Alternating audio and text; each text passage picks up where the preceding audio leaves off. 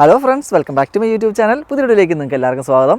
അപ്പോൾ ഇന്നത്തെ വീഡിയോയിൽ നമ്മൾ ഡിസ്കസ് ചെയ്യാൻ പോകുന്നതെന്ന് വെച്ചാൽ എന്താണ് ഇവിടുത്തെ അയർലൻഡിലെ ക്രിട്ടിക്കൽ സ്കിൽസ് വർക്ക് പെർമിറ്റ്, അതെന്താണ്, പിന്നെ അതിനകത്ത് എന്തൊക്കെ ജോലികളാണ് വരുന്നത്, പിന്നെ അതിന് വേണ്ട നമ്മുടെ ആനുവൽ സാലറി എത്രയാണ് അതിന് വേണ്ടത്, പിന്നെ അത് ക്രിട്ടിക്കൽ സ്കിൽസ് ആണ് നമുക്ക് കിട്ടുന്നതെന്നുണ്ടെങ്കിൽ അതിൻ്റെ അഡ്വാൻറ്റേജസ് എന്തൊക്കെയാണ്, അങ്ങനെയുള്ള കാര്യങ്ങളൊക്കെയാണ് നമ്മൾ ഇന്നത്തെ വീഡിയോയിൽ ഡിസ്കസ് ചെയ്യാൻ പോകുന്നത്. അപ്പോൾ നിങ്ങൾ എൻ്റെ ചാനൽ ഫസ്റ്റ് ടൈമാണ് കാണുന്നതെന്നുണ്ടെങ്കിൽ എൻ്റെ പേര് ലിനോ എന്നാണ്. ഞാൻ ഇങ്ങനത്തെ അയർലൻഡ് ബേസ് ചെയ്ത് നമുക്ക് ഇവിടുത്തെ കോഴ്സുകൾ, പിന്നെ ഇവിടുത്തെ ഈ എംപ്ലോയ്മെൻറ്റ് വർക്ക് പെർമിറ്റ് പോലത്തെ കാര്യങ്ങൾ, പിന്നെ ലൈഫ് സ്റ്റൈൽ, അങ്ങനെയുള്ള കാര്യങ്ങളൊക്കെയാണ് ചെയ്യുന്നത്.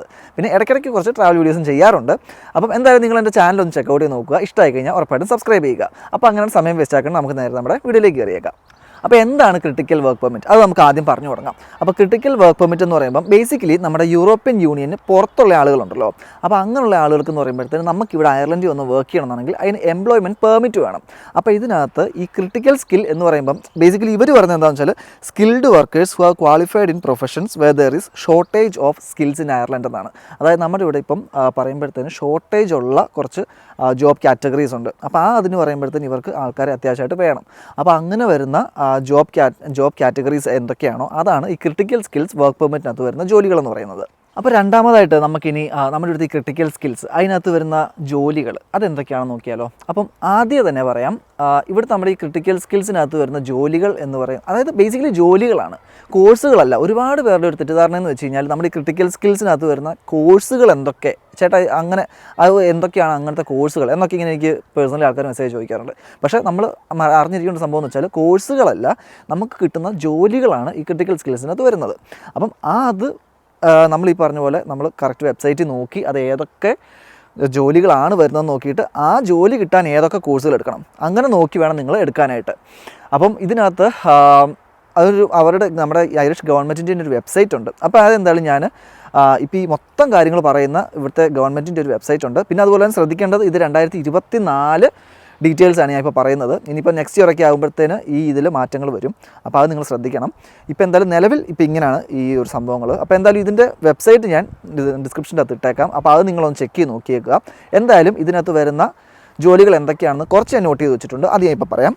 അതായത് medical laboratory scientist, bio chemist in manufacturing, clinical covigilance, biotechnology skills qualification experience ഉള്ളവർ, പിന്നെ civil engineers, mechanical engineers, electrical engineers, chemical engineer, project engineer, business analyst, system designers, web design development, psychologist, pharmacist, radiographers, dietitian, registered nurse, chartered and certified accountants, risk analyst, architect, social worker, quality control, assurance professionals, business sales executive specialising in international sales roles.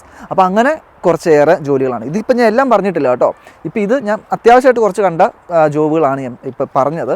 അപ്പോൾ അങ്ങനെ കുറച്ചേറെ ജോലികളുണ്ട്. അപ്പോൾ ആ list നിങ്ങൾക്ക് നോക്കണമെന്നുണ്ടെങ്കിൽ ഞാൻ എന്തായാലും ഡിസ്ക്രിപ്ഷൻ്റെ അകത്ത് link കൊടുത്തോളാം. അപ്പോൾ അത് നിങ്ങളൊന്ന് നോക്കിയേക്കുക. അതിനകത്ത് നോക്കി കഴിഞ്ഞാൽ നിങ്ങൾക്ക് ഡീറ്റെയിൽ ആയിട്ടുള്ള ലിസ്റ്റ് കിട്ടും. അപ്പോൾ ഇനി മൂന്നാമതായിട്ട് നമ്മൾ ഡിസ്കസ് ചെയ്യാൻ പോകുന്നത് ഇത് ആർക്കൊക്കെ അപ്ലൈ ചെയ്യാൻ പറ്റും എന്നുള്ള കാര്യമാണ്. അപ്പോൾ ആർക്കൊക്കെ അപ്ലൈ ചെയ്യാമെന്ന് ചോദിച്ചു കഴിഞ്ഞാൽ നമുക്ക് തന്നെ വേണേൽ നമ്മളെ സെൽഫ് സ്പോൺസർ ചെയ്ത് നമുക്ക് അപ്ലൈ ചെയ്യാൻ പറ്റും, അല്ലെങ്കിൽ നമ്മുടെ എംപ്ലോയർക്കും സ്പോൺസർ ചെയ്യാൻ പറ്റും, അങ്ങനെ നമുക്ക് വരാൻ പറ്റും. പക്ഷേ ഇതിനകത്ത് അത്യാവശ്യമായിട്ടുള്ള കുറച്ച് കണ്ടീഷൻസ് ഉണ്ട്. ആ കണ്ടീഷൻസൊക്കെ നമ്മൾ മെറ്റ് ചെയ്യണം. അപ്പോൾ അതെന്തൊക്കെയാണെന്ന് ചോദിച്ചു കഴിഞ്ഞാൽ, ഒന്ന് പറയുകയാണെങ്കിൽ നമുക്ക് ഉള്ള നമ്മുടെ ആനുവൽ സാലറി അവർ ഓഫർ ചെയ്യുന്നത് എന്ന് പറയുന്നത് 38,000 euros ആയിരിക്കണം ഏറ്റവും മിനിമം. അത് 2024 2025 മാറുമെന്ന് പറയുന്നുണ്ട്. അപ്പോൾ എന്തായാലും നിലവിൽ 2024 പ്രകാരം അത് 38,000 euros ആണ്. പിന്നെ അതുപോലെ തന്നെ ഈ 38,000 euros എന്നുള്ളത് 64,000 euros ആയിട്ട് ചേഞ്ച് ചെയ്യും. എപ്പോഴാണെന്ന് ചോദിച്ചു കഴിഞ്ഞാൽ നമുക്ക് ഈ ലിസ്റ്റിനകത്തുള്ള ജോലികളല്ലാണ്ട് വേറെ കുറേ ജോലികളുണ്ട്. അപ്പോൾ ആ ജോലികളൊക്കെയാണ് നമുക്ക് കിട്ടുന്നതെന്നുണ്ടെങ്കിൽ മിനിമം നമുക്ക് 64,000 euros എങ്കിലും സാലറി ഈ പറഞ്ഞ നമ്മുടെ എംപ്ലോയർ ഓഫർ ചെയ്യുകയാണെങ്കിൽ നമുക്ക് ഇതിന് അപ്ലൈ ചെയ്യാൻ പറ്റും. പക്ഷേ അതുപോലെ തന്നെ ശ്രദ്ധിക്കേണ്ട ഒരു കാര്യം എന്ന് വെച്ചാൽ നമുക്കിവിടെ വിസയ്ക്ക് അപ്ലൈ ചെയ്യാൻ പറ്റുകേലാത്തതായിട്ടുള്ള കുറേ ജോലികളുണ്ട്. ഇൻഎലിജിബിൾ ഒക്യുപ്പേഷൻസ് ലിസ്റ്റ് എന്ന് പറഞ്ഞ ലിസ്റ്റുണ്ട്. അപ്പോൾ ആ ലിസ്റ്റിനകത്ത് വരുന്ന ജോലികളാണെങ്കിൽ നമുക്ക് വിസയ്ക്ക് അപ്ലൈ ചെയ്യാൻ പറ്റത്തില്ല.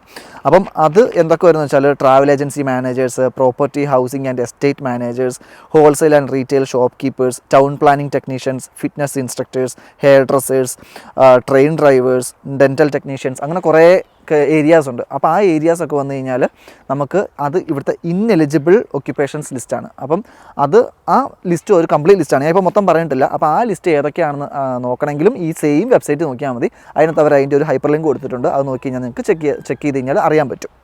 അതുപോലെ തന്നെ മൂന്നാമതായിട്ടുള്ളൊരു കണ്ടീഷൻ എന്ന് വെച്ച് കഴിഞ്ഞാൽ നമുക്ക് നമുക്ക് ജോലി കിട്ടുന്ന ഈ ഒരു കമ്പനി ഉണ്ടല്ലോ അവിടെ ഏറ്റവും മിനിമം 50% എംപ്ലോയീസ് എങ്കിലും യൂറോപ്യൻ യൂണിയനിലുള്ള ആളുകളായിരിക്കണം. അപ്പോൾ അങ്ങനെ ഒരു കണ്ടീഷനും ഉണ്ട്. അപ്പം അല്ലെങ്കിൽ പിന്നെ ഒരു എക്സംഷൻ ഉള്ളതെന്ന് വെച്ചാൽ സ്റ്റാർട്ടപ്പ് കമ്പനീസൊക്കെ ഉണ്ട്. അത് നമ്മുടെ ഈ എൻ്റർപ്രൈസ് അയർലൻഡൊക്കെ അപ്രൂവ് ചെയ്തതായിട്ടുള്ള സ്റ്റാർട്ടപ്പ് കമ്പനീസ് ഉണ്ട്.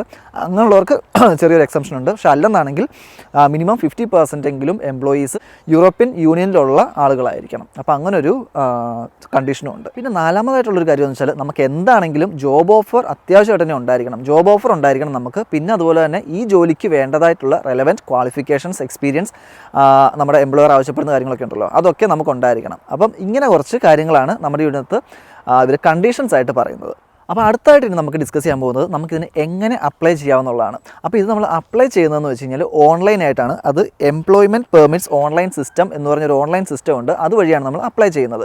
പിന്നെ ഇതിന് അപ്ലൈ ചെയ്യുന്നതിൻ്റെ ഒരു ചാർജ് എന്ന് പറയുന്നത് €1000 അതിപ്പോൾ നമ്മൾ തന്നെത്താനാണ് ചെയ്യുന്നുണ്ട് കേട്ടോ. ഇപ്പോൾ എംപ്ലോയറാണ് ചെയ്യുന്നതുകൊണ്ട് കുഴപ്പമില്ല. പക്ഷേങ്കിൽ നമ്മളാണ് ചെയ്യുന്നതെന്നുണ്ടെങ്കിൽ €1000 നമ്മളതിന് പേ ചെയ്യേണ്ടതായിട്ടുണ്ട്. പിന്നെ ഈ ക്രിട്ടിക്കൽ സ്കിൽസ് ആണ് കിട്ടുന്നതുണ്ടെങ്കിൽ മെയിൻ ഒരു അഡ്വാൻറ്റേജ് പറയുന്നത് നമുക്ക് ഇപ്പം ഫാമിലി കല്യാണം കഴിഞ്ഞ ആൾക്കാരൊക്കെ ആണെങ്കിൽ നിങ്ങൾക്ക് നിങ്ങളുടെ സ്പൗസിനെയും പിന്നെ കുട്ടികളുണ്ടെന്നാണെങ്കിൽ അവരെയും ഒട്ടനെ തന്നെ ഇമ്മീഡിയറ്റ്ലി നിങ്ങൾക്ക് കൊണ്ടുവരാനായിട്ടുള്ള ഒരു ഓപ്ഷനും ഉണ്ട്. അത് നമ്മുടെ ക്രിട്ടിക്കൽ സ്കിൽസിനകത്ത് മാത്രമേ ആ ഒരു ഓപ്ഷൻ ഉള്ളൂ കേട്ടോ. ജനറൽ വർക്ക് പെർമിറ്റിനകത്ത് അവർക്ക് ഒരു 1 ഇയറോടെ അവർ വെയിറ്റ് ചെയ്യേണ്ടതായിട്ടുണ്ട്. പക്ഷേ ക്രിട്ടിക്കൽ സ്കില്ലാണെന്നുണ്ടെങ്കിൽ സ്പൗസിനെയും പിള്ളേരെയും ഇമ്മീഡിയറ്റ് ആയിട്ട് തന്നെ കൊണ്ടുവരാനുള്ളൊരു ഓപ്ഷനും ഉണ്ട്. പിന്നെ അതുപോലെ തന്നെ വേറെ കാര്യമുള്ളതെന്ന് വെച്ചാൽ നമുക്ക് ഇവിടുത്തെ ഈ ക്രിട്ടിക്കൽ സ്കിൽസ് എംപ്ലോയ്മെൻറ്റ് പെർമിറ്റ് ഉണ്ടല്ലോ ഇത് കിട്ടുന്നത് നമുക്ക് 2 വർഷത്തേനാണ്. പിന്നെ അതുപോലെ തന്നെ ഈ ഒരു 2 വർഷം നമ്മൾ നിൽക്കുന്നു. അതുപോലെ തന്നെ അതിനകത്ത് വേറെ സംഭവം എന്ന് വെച്ചാൽ 21 months നമ്മൾ ഇവിടെ ഫിനിഷ് ചെയ്ത് കഴിഞ്ഞാൽ നമുക്കിവിടെ PR-ന് അപ്ലൈ ചെയ്യാൻ പറ്റും. അത് ക്രിട്ടിക്കൽ സ്കിൽസ് ആണേലാ കേട്ടോ. അപ്പം 21 months കഴിഞ്ഞാൽ നിങ്ങൾക്ക് PR-ന് അപ്ലൈ ചെയ്യാൻ പറ്റും. പിന്നെ ആഫ്റ്റർ 5 years നിങ്ങൾ 5 years ഇവിടെ കണ്ടിന്യൂസ്ലി നിന്ന് നമ്മളത് ഫിനിഷ് ചെയ്ത് കഴിഞ്ഞാൽ നമുക്ക് സിറ്റിസൺഷിപ്പിന് അപ്ലൈ ചെയ്യണമെന്ന് ആഗ്രഹമുള്ളവർക്ക് അങ്ങനെയുള്ളൊരു ഓപ്ഷനും ഉണ്ട്. അപ്പോൾ ഇത്രയാണ് നമ്മുടെ ഈ ഒരു ക്രിട്ടിക്കൽ സ്കിൽസ് അതിനെക്കുറിച്ച് പറയുകയാണെങ്കിൽ ഉള്ള ഒരു ഏകദേശം കാര്യങ്ങൾ എങ്ങനെയാണെന്ന് വെച്ചാൽ ഇപ്പോൾ ഈ പറഞ്ഞ കാര്യങ്ങളൊക്കെയാണ്. അപ്പോൾ അത്രയൊക്കെയുള്ളൂ നമ്മുടെ ഇന്നത്തെ ഈ ഒരു വീഡിയോ എന്ന് പറയുന്നത്. അപ്പോൾ എന്തായാലും നിങ്ങൾക്ക് ഇവിടുത്തെ എന്താണ് അയർലൻഡിലെ ക്രിട്ടിക്കൽ സ്കിൽസ്, എന്താണ് അതിനുള്ള റിക്വയർമെൻറ്റ്സ്, അപ്പോൾ അതിനെക്കുറിച്ചൊക്കെ ഒരു ഏകദേശം ഐഡിയ കിട്ടിക്കാണുമെന്ന് ഞാൻ വിചാരിക്കുന്നു. ഇനിയിപ്പോൾ അടുത്തായിട്ട് ഞാൻ ചെയ്യാൻ പോകുന്നത് വെച്ചാൽ നമ്മുടെ ഇവിടുത്തെ ജനറൽ വർക്ക് പെർമിറ്റ് ഉണ്ട്. അപ്പോൾ അതെന്ന് വെച്ചാൽ ഈ ക്രിട്ടിക്കൽ സ്കിൽസിനകത്ത് വരുന്ന ജോലികളല്ലാണ്ട് ബാക്കി ജോലികളൊക്കെ വരുന്നത് നമ്മുടെ ഈ ജനറൽ വർക്ക് പെർമിറ്റിനകത്താണ്.